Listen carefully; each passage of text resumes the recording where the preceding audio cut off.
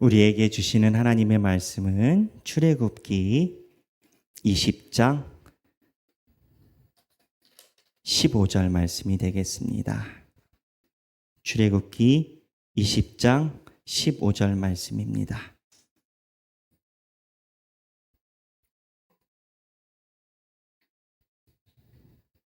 출애굽기 20장 15절. 네. 다 함께 한 목소리로 봉독하겠습니다. 도둑질하지 말라. 네, 이 말씀입니다. 하길교회에서 봉독했던 말씀 중에 가장 짧은 말씀인 것 같습니다.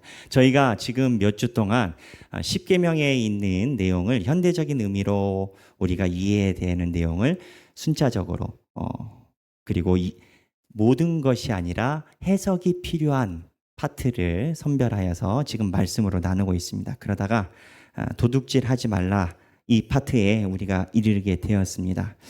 저는 어려서 10계명을 처음 외운 게 지난번에 말씀드린 것처럼 중학교 때 입교 예식을 받으려고 할 때였습니다. 저희 아버지가 이제 목사님이시니까 집례자셨죠. 10계명 20장 1절부터 여기 보면은 17절까지 17절을 토시 하나 다 외우지 않으면 입교를 안 주셨습니다. 그래서 그때 중학교 때 학교로 왔다 갔다 하면서 써가지고 버스 타고 다녔으니까 지금 아이들은 행복한 시절에 사는 거예요. 버스 타고 왔다 갔다 하니까는 이거를 다 외우고 했었는데 그 중에서 도둑질하지 말라 이 10계명에 대해서는 굉장히 제가 편안한 마음으로 외웠습니다. 왜냐하면 저는 정말 어려서부터 하나님 앞에 남의 돈을 손대본 적이 없어요. 어렸을 때 심지어는 저희 어머니가 콩나물 사오라고 1,000원을 주시잖아요. 그럼 이제 100원 정도가 남잖아요.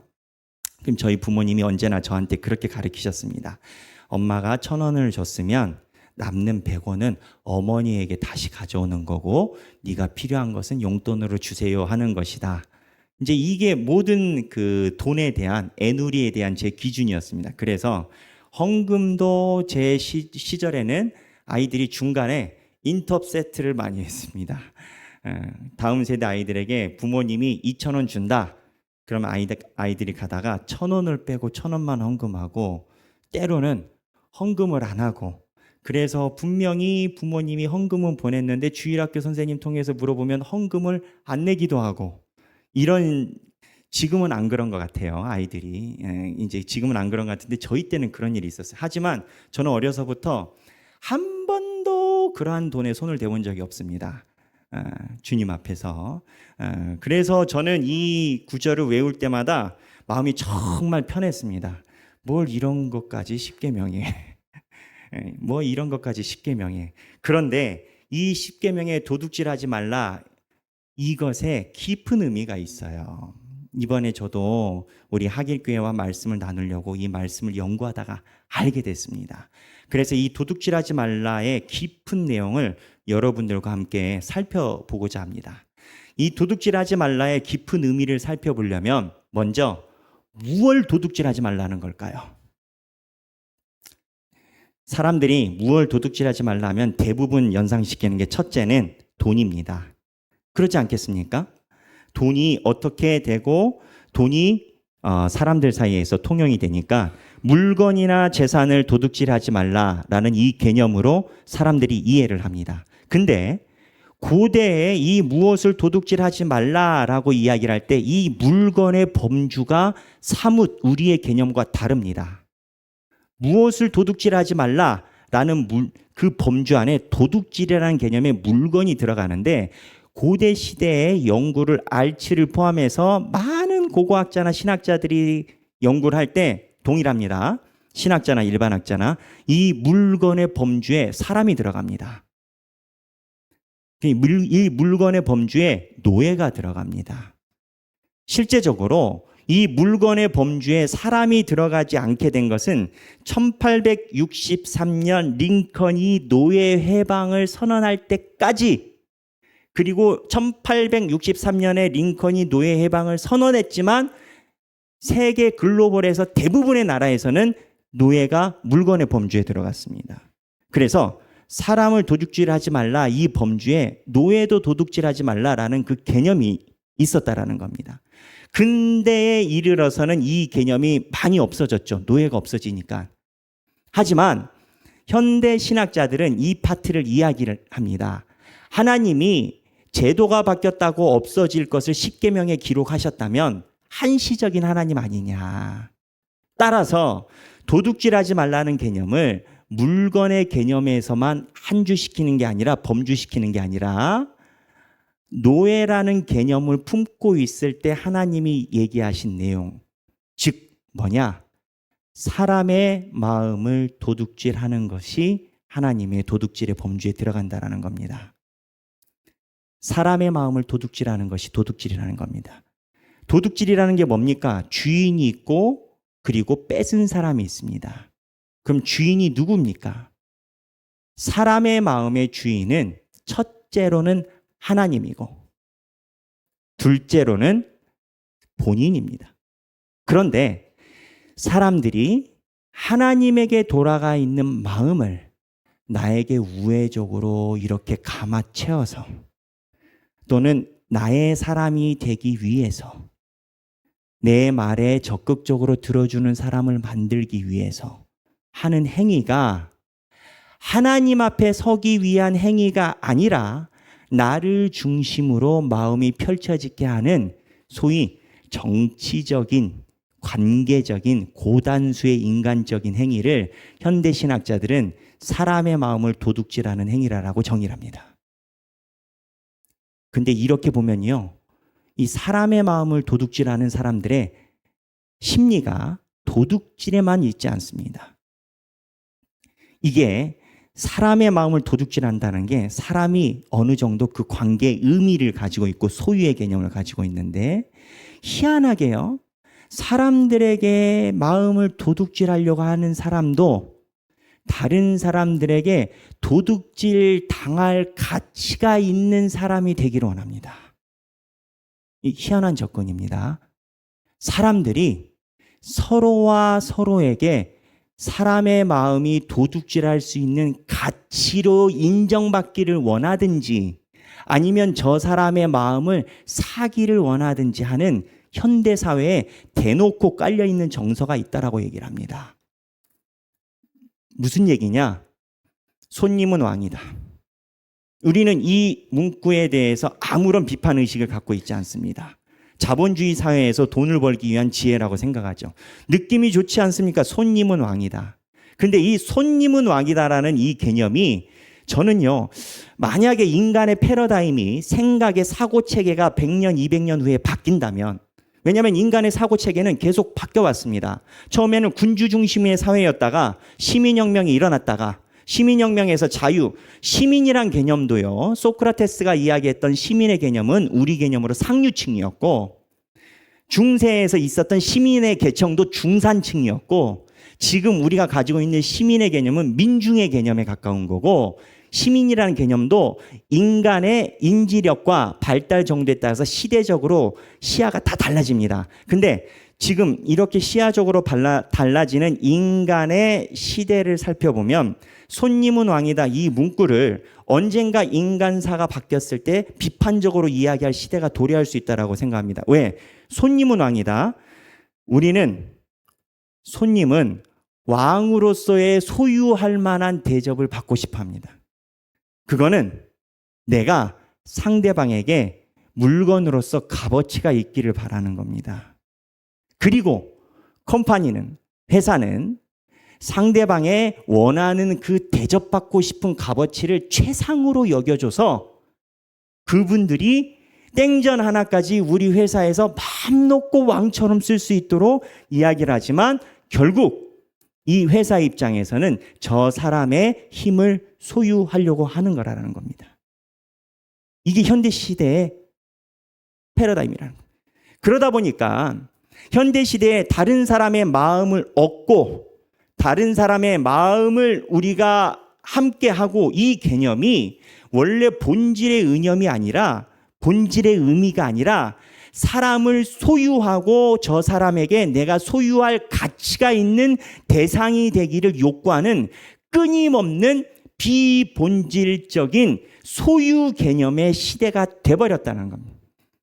그래서 이 소유를 가지고 있는 이 개념의 시대에서는 다른 사람을 내가 잘 융화적으로 내게 가깝고 소위 내가 멘토라는 등 내게 영향을 받는 사람이라든 이 영향을 소유하려는 인간 본연의 마음이 도둑질이라는 겁니다. 왜? 하나님 앞에 서게 하는 길에 마지막에 가로막고 있으니까. 저도 몰랐던 개념입니다. 제가 최대한 쉽게 설명하려고 노력을 하고 있는데, 그래서 이 사람들을 소유하려고 하는 이 마음이 실제는 인간들 사이에서도 자녀를 향해서도 나타난다라는 겁니다. 기본적인 형태가. 예전에는 아들과 딸을 내가 낳아도요, 그 아들과 딸이 내 소유의 개념이라는 것을 갖기가 힘들었습니다. 왜냐? 온 가족이 3대가 다 같이 살거든요. 가난한 집도 3대가 같이 살고 부자도 3대가 같이 삽니다. 그러다 보니 세상 말로 따지면 지분이 나눠지는 거예요. 이 애가 나에게 귀중한 아들이지만 장손이에요. 근데 같이 살아요. 그러니까 어느 누구도 소유를 주장할 수 없는 애매한 상황인 거예요. 애매한 상황인데 현대 사회로 가면서 핵가족이 되면서 소유의 개념이 같이 사는 부모에게 많이 근접을 한다라는 거예요. 하지만 제가 유아교육 때도 유아 세례 받을 때도 누차 이야기를 하지만 우리는 부모가 아니라 청지기인 겁니다.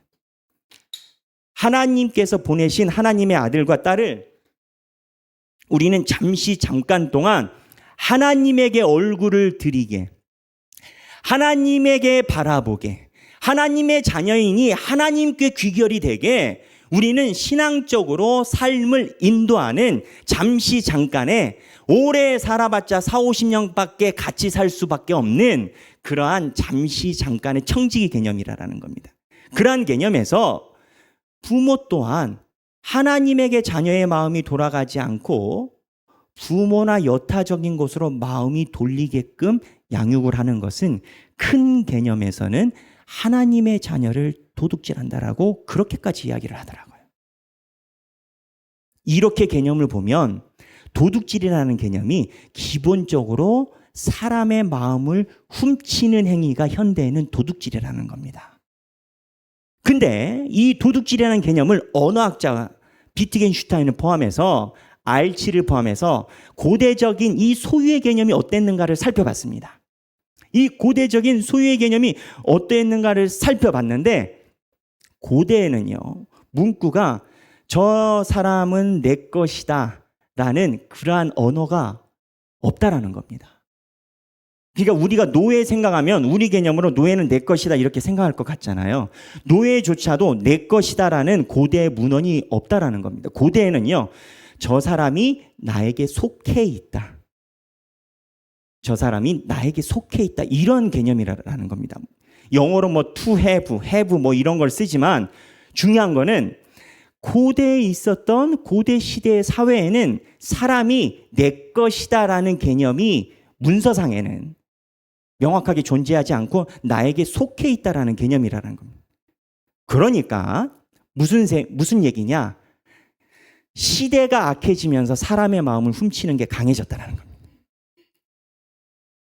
예전에는 설사 그렇다 하더라도 사람 마음이란 게 그럴 수 있지 않습니까? 그렇다 하더라도 슈퍼피셜하게, 그러니까는 외면적으로는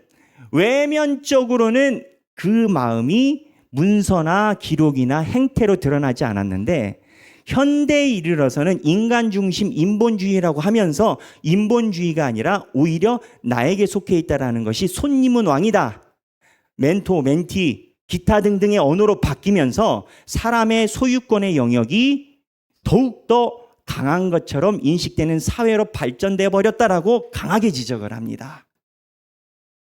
여기에는 두 가지가 있습니다.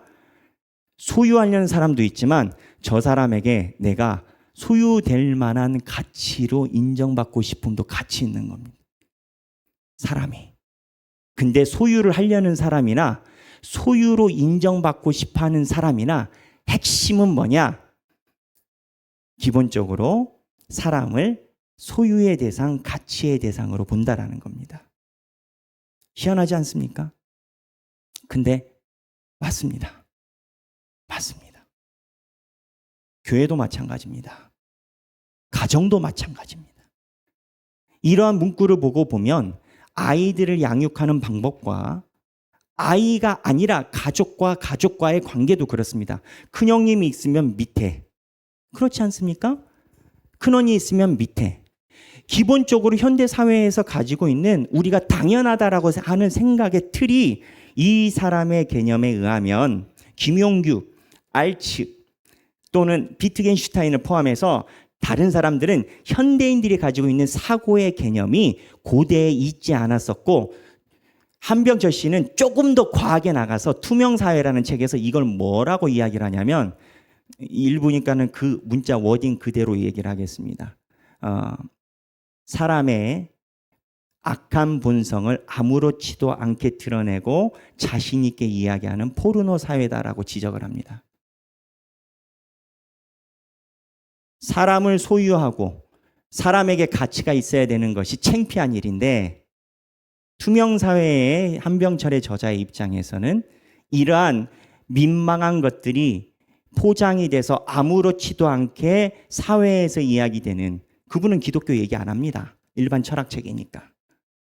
벌거벗음의 사회라는 겁니다. 그렇다면 왜 벌거벗게 됐을까요? 왜 벌거벗게 됐을까요? 이 벌거벗게 된 원인은 모든 십계명에서 이야기하는 핵심 맥락에 동일합니다. 원래는 인간이 하나님의 소유였습니다. 그리고 하나님에게 우리가 가치가 있었습니다. 그런데 하나님에게서 떨어져 나가니까 자기의 불안감이 무언가 비어있는 하나님의 것을 대체해야 되고, 그 대체함이 사람을 소유함에 있어서 뻗어나간 겁니다. 제 얘기 아닙니다. 십계명을 바라보는 신학자들의 이야기입니다. 하나님의 소유됨으로 만족해야 되는데 하나님에게 소유가 되지 않으니까 자녀가 됐든 부모가 됐든 형제가 됐든 직장이 됐든 교우가 됐든 사람이 됐든 친구가 됐든 그 공동체 안에서 나에게 영향력을 받는 소유의 사람을 늘려감이 다람쥐 쳇바퀴처럼 왁 일어난다라는 겁니다. 본질은 하나님에게 소유되어야 되는, 내가 하나님에게 소유되지 않으니 다른 것을 소유하려고 하고, 다른 것을 소유하려고 하다 보니 나도 다른 사람에게 소유할 만한 가치가 있어야 되지 않겠습니까? 그러다 보니 나도 다른 사람에게 소유될 만한 어떠한 가치를, 권위가 됐든 명예가 됐든 학력이 됐든 돈이 됐든 지식이 됐든 그거를 갖추려고 한다라는 겁니다. 미모가 됐든, 요거는 저랑은 해당은 없는 것 같은데 어쨌든 미모가 됐든 여하튼 인간이 하나님에게서 떨어나서 하나님에게서 있어야 되는 그러한 심리의 현상 틀거리가 하나님에게서 떨어져 나오면서 가인이 이야기한 애녹성을 쌓고 여기에 있는 생각의 패러다임, 생각의 틀이 굴러가는 건데, 소유하려고 하고 소유의 대상이 되려고 하고 소유의 대상이 되려는 가치를 무궁무진하게 가지려고 하고. 근데 희한한 게요, 여러분. 저는 그렇게 뛰어난 사람이 아니지만 일반 철학자들이랑 신학자들이랑 이 파트에서 이야기하는 게 동일해요. 그래서 하나님이 일반적인 우리에게 알만한 지혜를 일반적인 학문에도 동일하게 주셨다라고 저는 봐요. 이게 신학의 이야기가 아니어도 철학의 이야기에서도 이렇게 이야기를 해요. 그래서 이 패턴에서 하나님에게 소유되어야 되고 하나님 안에서 가치를 인정받아야 되고 하나님께서 주시는 가치로 내가 인정받아야 되는데, 이것도 중요합니다. 가치가 하나님께서 주시는 가치로 인정을 받아야 되는데, 이쪽에서 소유와 소유의 대상으로 여겨지는 이 가치로 인정을 받으려 하니 때로는 가치로 인정받기 위해 앞으로 웅 나가기도 하고 때로는 뒤로 살살살 거리기도 하고 때로는 나는 돈이 있다, 나는 명예 있다, 학식이 있다 이렇게 나타나기도 하고 이 현상이 이쪽 구덩이에서 일어난다라는 거예요. 근데 이 구덩이의 최종 결론은 뭔지 아십니까? 이건 신학자들입니다. 최종 결론은 하나님을 소유하려고 한답니다. 하나님을 소유하려고 한답니다. 기도를 아무리 많이 해도요, 말씀을 아무리 많이 알려고 해도요, 알아도요, 또 뭐가 있겠습니까? 은사를 많이 행사를 해도요, 하나님을 소유한 사람은 하나님의 것이 아닙니다. 내가 1만 가지 방언을 이야기해도요, 학식의 깊이가 바울을 능가한다 치더라도요, 내가 그 이상 어떠한 것이 있다 치더라도 하나님이 나에게 소유된 사람은 하나님의 것이 아닙니다. 내가 방언을 하지 못하더라도, 학식이 없다 하더라도, 내가 재능이 없다 하더라도 하나님께 소유된 사람이 하나님의 것입니다. 예수님은 이 점을 맹렬하게 지적을 하셨습니다. 예수님이 오셨을 때 바리새인 사두개인이 지적 수준은 세계 최고였습니다. 그럼 은사주의자들 없었는 줄 압니까? 예수님 시대에도 은사주의자들 다 있었습니다. 세례는 예수님이 만든 게 아니라 예수님 이전에 세례 요한 이전에 SNF파에서 행하던 예식입니다. 그런데 그 행위와 모든 게 하나님에게 속해 있지 않으면 하나님을 소유하려고 합니다. 이거는 신앙생활을 깊이 한 직분자들이 꼭 명심해야 되는 내용입니다.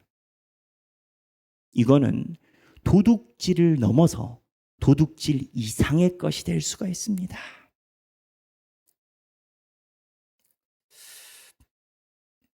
사실 이러한 개념에 보면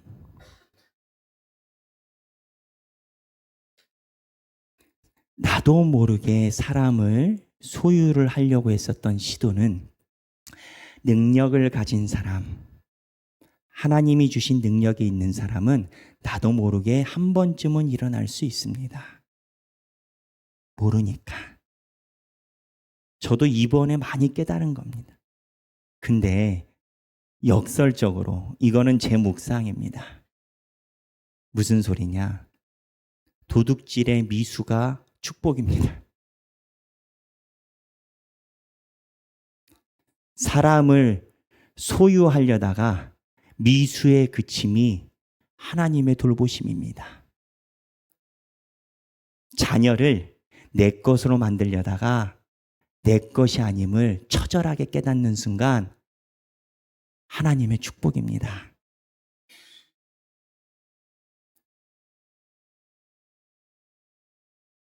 이게 아주 역설적인 겁니다. 또한 제가 마지막에 강하게 경고했던 하나님을 내가 원하는 대로 소유하려고 하다가 하나님이 소유가 되지 않음이 우리에게 축복인 겁니다. 완벽한 인간 없습니다. 태어날 때부터 머리에다가 목사 딱지 붙이고 태어나는 아기 없고요.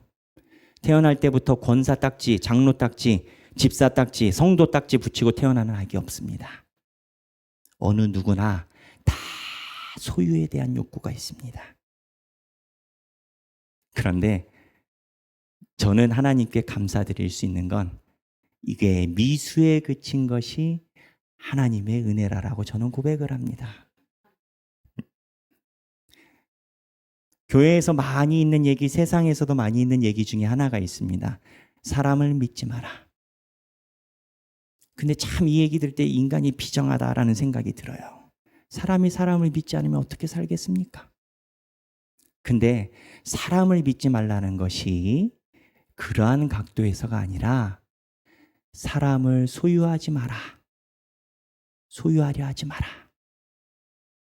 저 사람은 하나님의 것이고 저 사람 또한 하나님에게 올바로 서게 함이 나의 청지기 의식이고, 나 또한 저 사람을 소유하려고 하는 것이 아니라 나 또한 하나님 안에 있음으로 모든 것이 다 만족이 돼야 된다.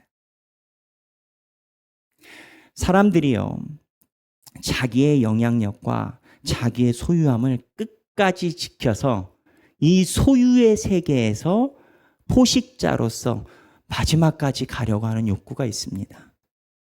왜 재벌들이 죽을 때까지 재산 안 물리는지 아십니까? 재산을 가지고 있어야 자녀들이 나를 가치 있게 여긴다라고 생각을 합니다. 솔직히 얘기하면 그거 아니겠습니까? 근데 재벌들만 그렇습니까? 통장에 10,000원짜리가 있다 치더라도 내가 자녀한테 물려줄 것이 있어야 며느리가, 사위가 나에게 잘하지 않겠냐라고 한병철 말에 의하면 벌거벗은 사회는 아무렇지도 않게 담론이 되는 사회라는 겁니다. 근데 이 개념이 첫째, 본인이 하나님 안에서 자족을 하지 못함에 대한 입술의 고백이요. 두 번째, 저 사람을 소유하려는 도둑질의 개념을 아직 떠나지 못했다라는 겁니다. 만약에 하나님 안에서 만족을 얻고 하나님 안에서 축복을 얻는 사람은 이 땅에 있는 자녀가 대접하는 것을 걱정하는 것이 아니라 내가 눈을 감을 때 하나님께서 나를 만날 때 하나님이 나를 어떻게 보실까에 대해서 더 걱정하게 마련인 겁니다. 이 땅에 남겨져 있는, 이 땅에 내가 생명이 끊길 때까지 대접받는 사회를, 그 사회를 지향하는 것이 아니라 언젠가는 돌아갈 하나님 품에 갔을 때 하나님께 내가 얼마나 사랑을 받을지에 대해서 집중하게 된다라는 겁니다. 그게 하나님에게 소유된 사람이라는 겁니다. 우리 신앙의 여정은 쉽기도 하지만 어렵기도 합니다. 왜 어렵냐? 우리는 하나님의 말씀 외에도 영향받는 영향사에 놓여져 있는 인간이기 때문입니다. 우리는 절대 깨달아야 됩니다. 우리가 생각하는 인식의 체계는, 생각의 방법은, 생각의 공식은, 생각의 틀거리는 하나님 앞에서는 종이 쪼가리일 수 있다는 거. 하나님의 마음 외에는 답이 없습니다. 제가 도둑질하지 말라라는 말씀을 묵상하면서 제 스스로 이렇게 은혜 받을 줄 예상을 못했습니다. 저 또한 도둑질의 미수에 그친 사람입니다. 하지만 도둑질 미수에 그쳐서 하나님의 은혜가 충만한 것으로 저는 단위에서 고백을 합니다. 사랑하는 우리 하길교회 성도 여러분, 우리가 삶을 살면서 이 소유의 개념에서 끝없이 심정지 될 때까지 내 통장에 잔고가 있어야 대접받는다, 이란 소유의 개념에 세상에 휩쓸려 살지 말고, 잔고가 없으면은 무언가 베풀어 가지고 저 사람이 내 끝을 지킨다라는 것에 집중하는 삶을 살지 말고, 내가 주님 안에 걸어가고 있는지, 주님이 나를 어떻게 보신지, 나는 주님에게 정말로 소유된 사람인지에 집중하며 살아가는 저와 여러분들이 되시길 주님의 이름으로 축원합니다. 이 시간에 다 함께 찬양하기를 원합니다.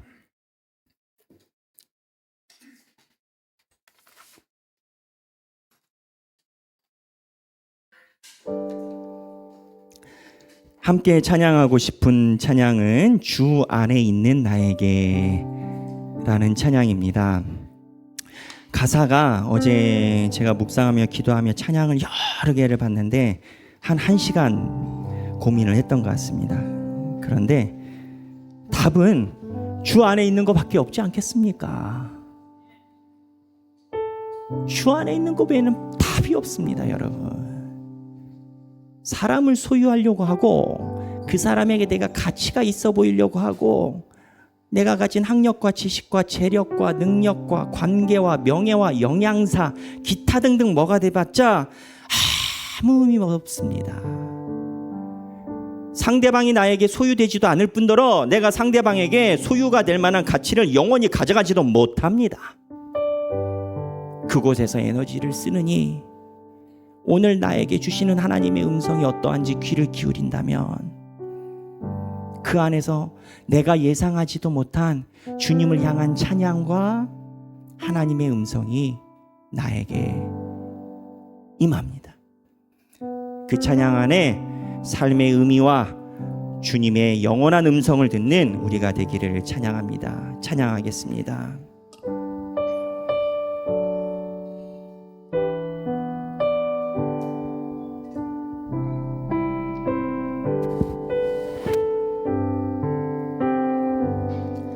주 안에 있는 나에게 난 근심이 있으랴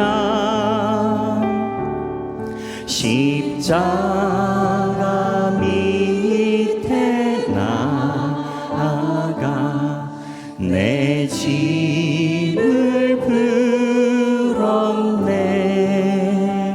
주 안에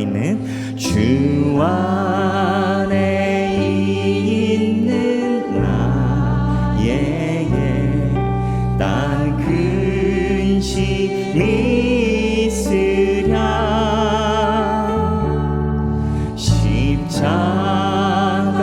밑에 나아가 내 짐을 풀었네.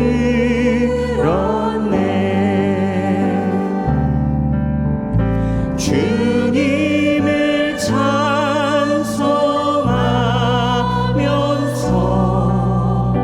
할렐루야 할렐루야 내 앞길 멀고 험해도 나 주님만 따라가리. 다시 한번 주 안에 있는 나에게 주 안에 있는 나에게 난 근심이 있으랴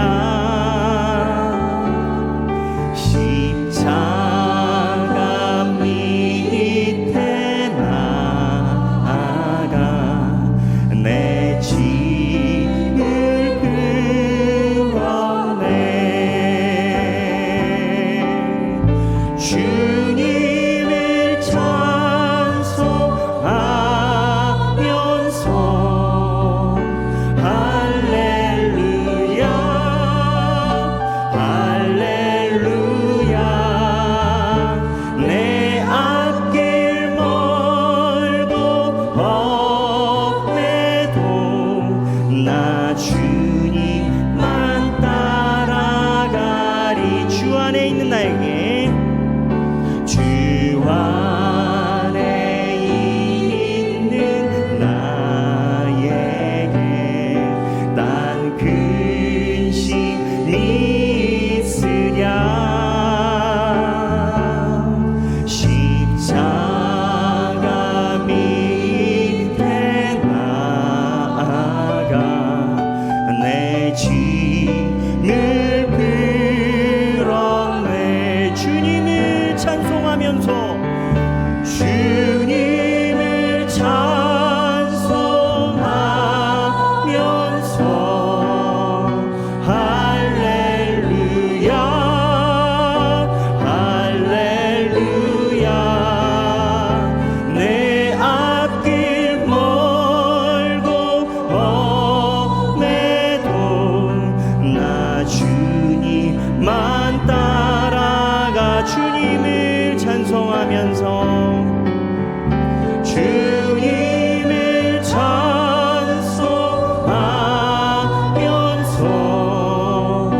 할렐루야 할렐루야 내 앞길 멀고 험해도 나 주님만 따라가리. 우리 이 시간에 기도하길 원합니다. 오늘 말씀 묵상에 따르면 이거를 깨닫지 못하면 다른 사람의 마음을 훔치는 도둑질이 미수에 그칠 경우 또 다시 시도할 수가 있습니다. 하나님, 사람의 마음을 훔치는 미수에 그쳐하여 또 다시 시도하는 그 쳇바퀴 속에 들어가지 않게 하시고 우리가 주님 안에 마음 안에 좌정하게 하여 주옵소서. 하나님, 주님께서 내 삶을 부정을 통하여 하나님의 긍정으로 인도하심을 고백합니다. 내 삶이 막힘이 하나님의 인도하심을 고백합니다. 이제 우리가 주님 앞에 나오니 아버지여, 내 삶을 주 안에 있게 하여 주시고 내 삶을 인도하여 주옵소서. 다 함께 개인 기도하도록 하겠습니다. 기도하시겠습니다. 하나님 아버지, 우리가 주님 앞에 기도를 합니다. 하나님, 주 안에 있는 나에게 어떠한 의심이 있는지 하나님, 주 앞에 나아가기만 하면 모든 것이 주 안에서 녹아지고 아버지께서 주시는 삶 중에서 우리 살아가는 것인데, 하나님 아버지, 하나님, 우리가 그 안에서 있지 못하여 유리방황하고 하나님, 우리의 갈 길을 몰랐음을 고백합니다. 우리가 주 안에 있는 그 마음 속에서 평안을 누리게 하여 주시옵소서. 하나님, 내가 취하지 못하여서 다시 취하려 하는 것이 아니라 취하지 못함이 하나님의 은혜임을 고백하시고, 하나님, 우리가 주님 안에서 아버지를 바라보며 주님이 원하시는 그 길에 서 있는 우리가 되게 하여 주시옵소서. 하나님 아버지, 우리가 주님 앞에 삶으로 나아옵니다. 아버지의 은혜를 구하오니 주님께서 역사하시고 동행하여 주옵소서. 우리의 마음을 다스려 주옵소서. 제가 기도하겠습니다. 하나님 아버지, 우리가 주님 앞에 나왔습니다. 하나님, 우리도 잘 모르고 그렇게 살았습니다. 세상이 그러하고 우리는 부족한 인간이기 때문에 유행과 사조와 굴러가는 세상의 풍토에 아무런 사고 없이 살아왔음을 고백합니다. 하나님, 남들에게 우리가 가치 있게 여겨지고 남들을 가치 있는 사람을 나의 소유로 만들고 하는 이 굴레에서 우리가 벗어나 하나님 안에서 가치를 듣고 하나님이 말씀하시는 그 가치 안에서 내가 주님과 교감하며 살아가고 그 안에서 아버지의 눈을 똑바로 쳐다보는 우리의 삶이 되게 하여 주옵소서. 하나님, 우리가 많이 부족합니다. 때로는 손질로 알지만 넘어져 있고 넘어져 있는 줄 알아 눈물로 하염없이 눈물을 흘리고 있을 때 그 넘어진 자리가 예수님의 등이었음을 고백할 때가 있음을 주님 앞에 고백합니다. 하나님, 우리가 주님의 말씀에 의지하여 하나님 안에서 모든 것을 원하고 하나님의 인도하심을 고백하고 살아가는 우리의 삶이 되게 하여 주옵소서. 오늘 주님 앞에 봉헌을 드린 이 손길이 있습니다. 사람들이 뭐니 해도 세상에서 1번 가치는 돈이라고 얘기를 합니다. 돈이 힘이 참 강합니다. 하지만 우리는 나의 돈의 소유의 개념이 있는 게 아니라 이 또한 하나님 안에 있는 것이요, 이 세상에서 잠깐 나에게 흘러가는 것이요, 하나님이 나에게 이거를 통하여 주님 안에 속해 있음을 증거하라고 나에게 잠깐 주신 물질임을 고백합니다. 그 물질을 주님 앞에 봉헌으로 드리는 이 손길마다 하나님께서 한량없는 은혜를 베풀어 주사 십계명에 의거하여 사단과 마귀에게 미혹받지 않고 사단과 마귀가 아니니 성령님의 강한 인도하심 속에 살아가는 주님의 귀한 성도들이 될 수 있도록 은혜 허락하여 주옵소서. 이제는 우리 주 예수 그리스도의 은혜와 하나님 아버지의 극진하신 사랑과 성령님의 감동감화 교통하심이 하나님의 은혜를 구하고 주님의 돌보심을 바라고 입술에서 이야기함이 진심으로 그 말이 맞는 것으로 살아가기 원하는 사랑하는 모든 성도들 머리 위에 지금으로부터 영원토록 함께 하시길 성부와 성자와 성령의 이름으로 간절히 축원하옵나이다. 아멘.